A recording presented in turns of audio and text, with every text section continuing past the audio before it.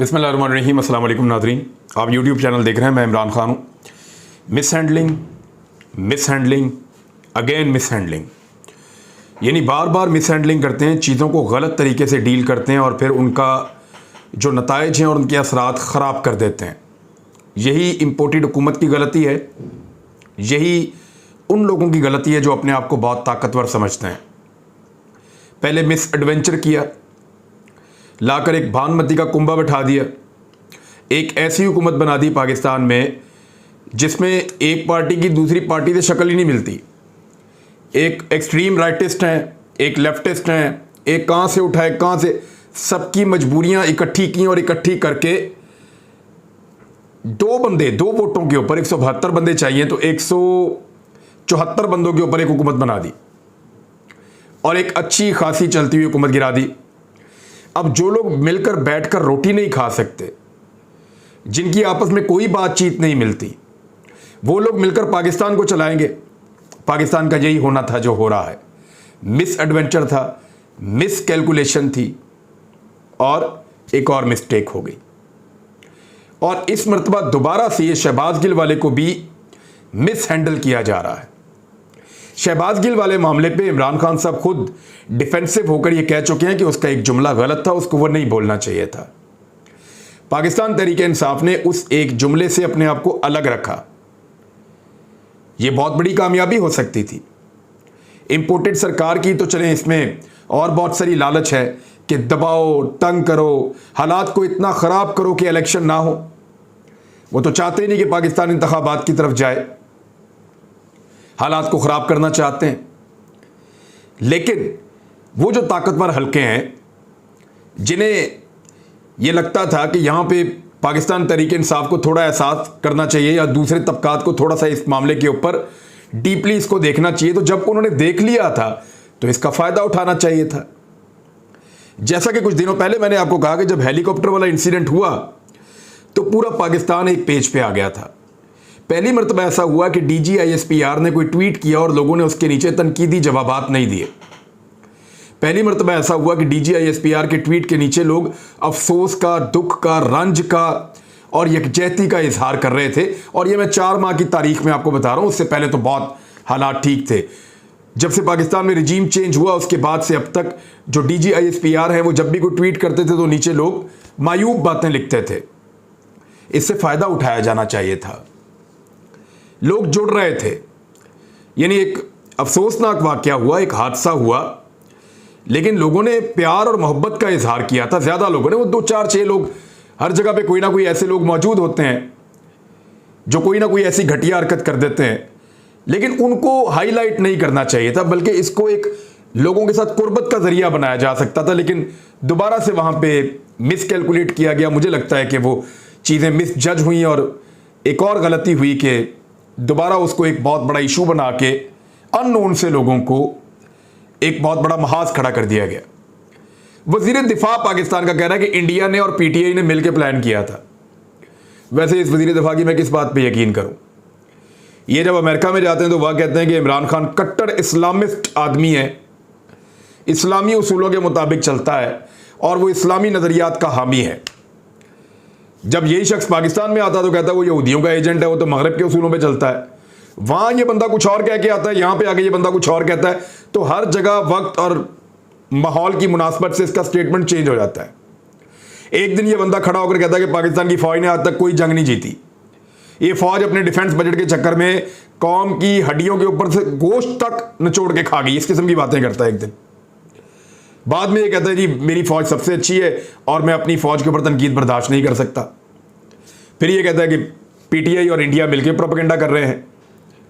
तो ये कोई काबिल ज़िक्र आदमी नहीं है, वो बात हमेशा इसी तरीके से करता है। उसको अब क्या कहें। शहबाज गिल वाले मामले को मिस हैंडल इस तरह किया गया कि अब ऐसा दिखाई देता है कि जो लोग ये समझ रहे थे कि शहबाज गिल ने एक जुमला गलत बोला है और उसके ऊपर वो अपोलोजाइज कर सकता है, जैसे कि इससे पहले शीरी मज़ारी की बेटी ने किया और केस ख़त्म हो गया, वो भी कर सकता था और केस ख़त्म हो सकता था, बाकियों के लिए एक मिसाल भी बन जाती। लेकिन हुआ क्या, उसी शहबाज गिल पर इतना टॉर्चर किया गया, इतनी बदतमीजी की गई, उसके साथ उसकी हालत गैर हो गई कि अब उसको वापस हीरो बना दिया। अब लोग एक और बात पूछ रहे हैं कि यार क्या शहबाज गिल पहला आदमी है जिसने ये बात की है, या ये अकेला आदमी है जिसने ये बात की है? और भाई जिन बाकी लोगों ने ये बात की है वो किधर है सारे? जिन बाकी लोगों ने इससे ज्यादा जहर फैलाया वो किधर है सारे? वो सारे अपने अपने घरों में, अपने अपने दफ्तर में, अपने अपने महकमों के अंदर, अपने अपने हुकूमतों के अंदर मौजे कर रहे हैं। उस अकेले को पकड़ के पीएचडी डॉक्टर को जलीलो ख्वार करके रख दिया है, मार मार के उसका सत्यानाश कर दिया। हाशिम डोगर साहब के आप ये स्टेटमेंट्स जरा सुने जो उन्होंने कहा है। ये मोहम्मद हाशिम डोगर होम मिनिस्टर हैं पंजाब के। वो ये कहते हैं कि सबको इल्म है कि शहबाज गिल को इस्लामाबाद पुलिस की निगरानी में शदीद तशद्दुद का निशाना बनाया था। पहले 3 दिन में हालत बेहतर हो गई थी, यानी जब पुलिस ने बहुत तशद्दुद किया, वापस वो पुलिस से वो जेल में गए तो उनकी कुछ तबीयत बेहतर हो गई थी, हालत कुछ बेहतर हुई थी, मगर वो अभी तक शदीद डिप्रेशन का शिकार थे।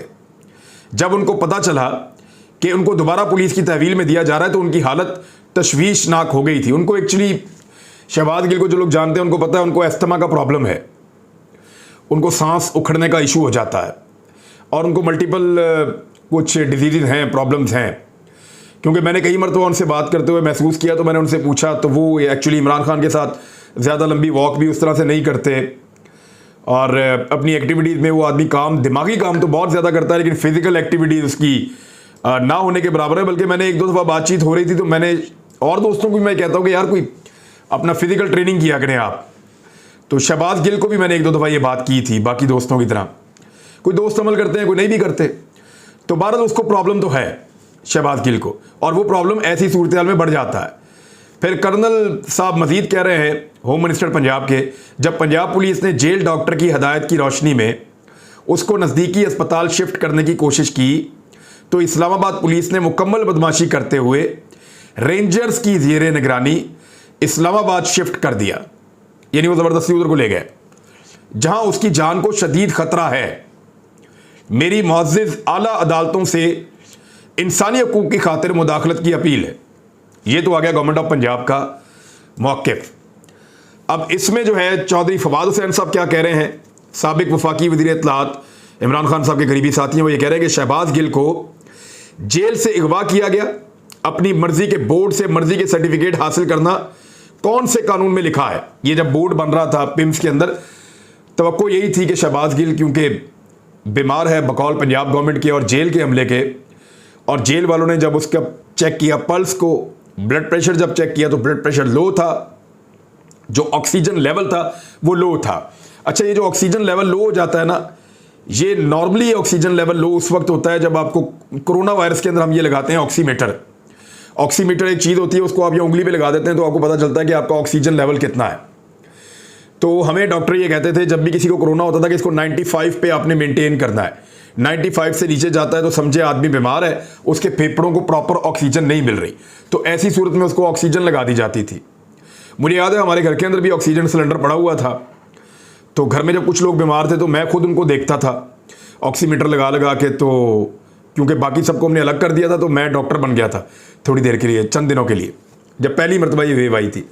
तो वो ऑक्सीजन के सिलेंडर थे हमारे पास, तो मैं ऑक्सीजन लगा देता था जिसकी भी ऑक्सीजन लेवल डाउन होती थी तो उसको वो हम 95 पे मेंटेन करने की कोशिश करते थे। तो शहबाज गिल की वो कुछ 80 समथिंग है, वो 85 से भी कम है, तो ये बहुत तशवीशनाक सूरत हाल है और इसको बहुत ख़तरनाक सूरत हाल कहते हैं। फिर इसमें ऑक्सीजन आपको लगातार देनी पड़ती है, ये बड़ा अनफॉर्चुनेट है शहबाज गिल के साथ जो हो रहा है। लेकिन ये तवक्को की जा रही थी कि जब वो पहुंचेंगे पिम्स में तो जो वहां पे डॉक्टर मौजूद होंगे वो ये कहेंगे कि जनाब नहीं, इसको तो आप ठीक है तो इसको ले जाए पुलिस और जाके इंटेरोगेट करे। लेकिन पिम्स में उन्होंने 5 बंदों का एक बोर्ड बनाया। उस 5 बंदों के बोर्ड ने ये कहा कि शहबाज गिल बीमार है, हम उसको एडमिट कर रहे हैं, ये अस्पताल में रहेगा। यानी उसको अस्पताल में रखने का डॉक्टर्स ने फैसला कर लिया कि वो अस्पताल में रहेगा। अब कुछ इत्तलात ये आ रही हैं कि सुबह इसको मुंतकिल कर दिया जाएगा इंटरोगेशन के लिए और दोबारा इसकी तफ्तीश की जाएगी। लेकिन मेरा नहीं ख्याल कि अभी बीमार आदमी को जो है वो मजीद टॉर्चर किया जा सकेगा, क्योंकि सारी दुनिया ने देख लिया है इससे ज़्यादा क्या जुल्म होगा।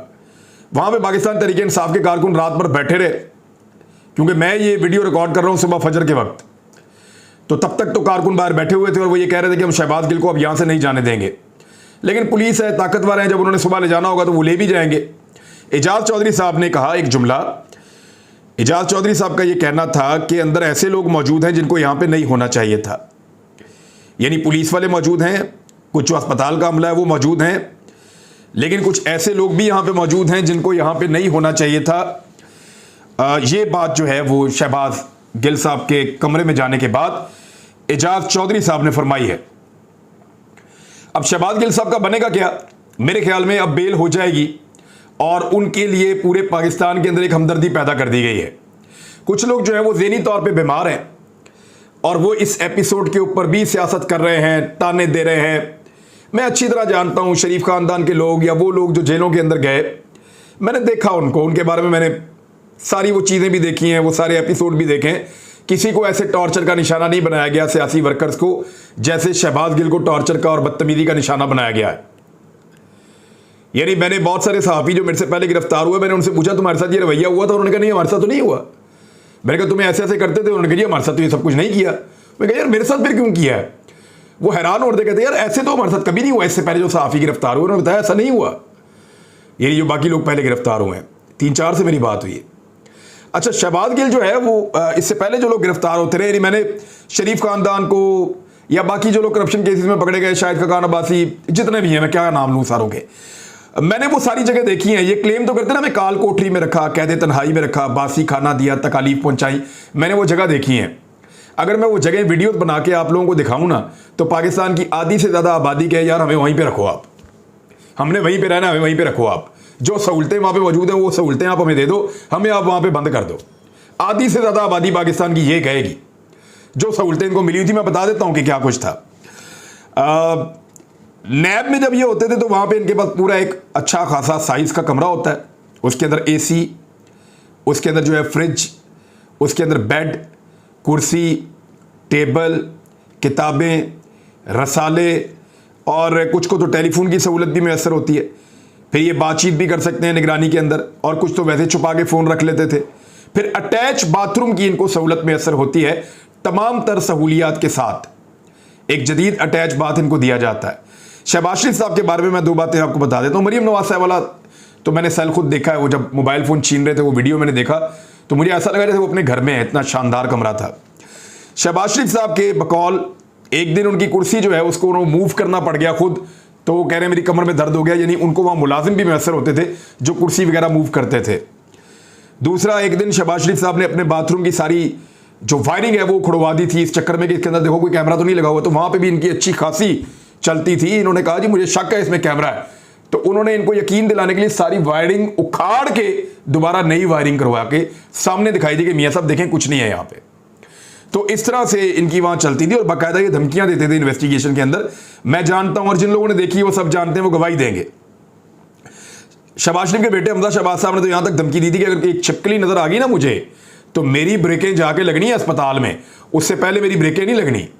क्योंकि हमजा शहबाज का थोड़ा सा ये कई लोगों को होता है प्रॉब्लम, मेरे एक भाई को भी है, वो छिपकली देखता है तो उसको एकदम फोबिया हो जाता है, वो बहुत परेशान हो जाता है। तो इसी तरह हमजा शहबाज को भी गालिबन छिपकली का एक फोबिया है, काकरोच का, छिपकली का। तो उन्होंने ये बात की थी, तो वहाँ इस बात का भी खास ख्याल रखा जाता था। तो ये सारी चीज़ें आपको समझ आ गई कि इन्होंने कभी भी वैसी कैद नहीं काटी। खाना घर से आ रहा है, 3-3 टाइम आ रहा है, फल आ रहे हैं। अच्छा, मैंने वो लिस्टें भी आपको एक दफ़ा पढ़ के सुनाई थी कि जब ये सुबह का खाना खाते थे तो दोपहर का लिख कर भेजते थे।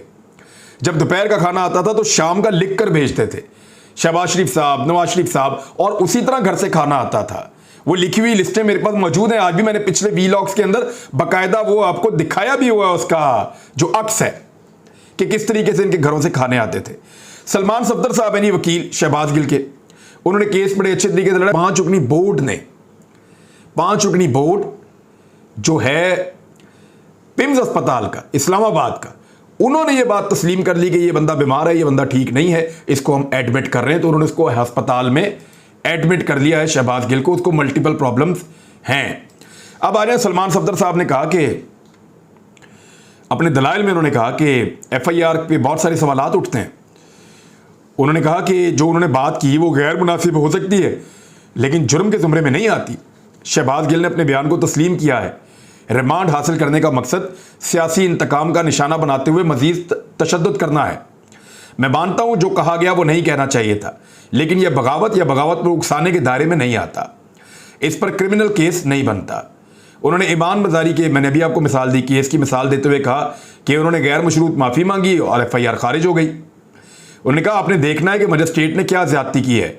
इस केस में मुलजिम को घेरा डालकर गाड़ी के शीशे तोड़कर गिरफ्तार किया गया। वीडियो में देखा जा सकता है कि मोबाइल मुलजिम से लिया गया। यह कैसे हो सकता है कि आजकल के दौर में कोई अपने मोबाइल के बगैर अपने घर से निकले। उन्होंने सवाल उठाया कि क्या बगावत पर उकसाने का मुकदमा दर्ज करने के लिए वफाकी हुकूमत से इजाजत ली गई। सलमान सफदर ने शहबाज गिल का बयान अदालत में पढ़कर सुनाते हुए कहा कि उन्होंने जो बयान दिया उसमें हुब्बुल वतनी झलकती है। इसमें सिर्फ एक जुमला नामुनासिब था, लेकिन वो भी जुर्म के जुमरे में नहीं आता। जिन लोगों ने फौज को गालियां दी उनको वजीर दिफा बना दिया गया है। उन्होंने मिर्जा असलम बेग का एक केस है और ये जो आपका था ना air chief marshal Asghar Khan case, उसका हवाला देकर कहा कि सुप्रीम कोर्ट ने अपने फैसले में लिखा है कि गैर कानूनी अहकामात ना माने जाएं। मेरे मुवक्किल ने भी यही बात की है। सलमान सफदर ने सवाल उठाया कि प्रोसिक्यूशन का दावा है कि मोबाइल फोन शहबाज गिल के पास मौजूद नहीं। जब मोबाइल फोन उनके पास नहीं तो फिर जिस्मानी रिमांड किस लिए दरकार है। उन्होंने अदालत को बताया कि शहबाज गिल के प्राइवेट पार्ट्स पर टॉर्चर किया गया है। तस्वीरें दिखाने के लिए तैयार हूं। सिर्फ टॉर्चर को देखते हुए नजरअंदाज नहीं किया जा सकता कि रिमांड का मकसद मजीद टॉर्चर करना है। मेरे तमाम दलाइल को नजरअंदाज कर दें, लेकिन इस केस की नौइयत देखते हुए जिस्मानी रिमांड का मकसद मुलजिम को टॉर्चर करना है। मुलजिम पर जिस्मानी तशद्दुद किया गया है और जिस्मानी रिमांड पर इसीलिए ज्यादा जोर भी दिया जा रहा है। आप सारे दलाइल को नजरअंदाज भी कर लें तो इस नुक्ते को नजरअंदाज नहीं किया जा सकता। शहबाज गिल साहब ने chief justice of Pakistan Umar Ata Bandial साहब को खत लिख दिया है और मुझे भी यानी उम्मीद आखिरी यहीं पे होती है। सुप्रीम कोर्ट ऑफ पाकिस्तान आखिरी उम्मीद होती है हर पाकिस्तानी की। हाई कोर्ट, सुप्रीम कोर्ट, ये बड़ी अदालतें हमारी उम्मीद होती हैं हमेशा। और चीफ जस्टिस ऑफ पाकिस्तान सबसे बड़ी उम्मीद होते हैं पाकिस्तान की। जब भी कभी ज्यादती या जुल्म हद से ज्यादा बढ़ जाए तो फिर आप उसी तरफ देखते हैं नजरें उठाकर।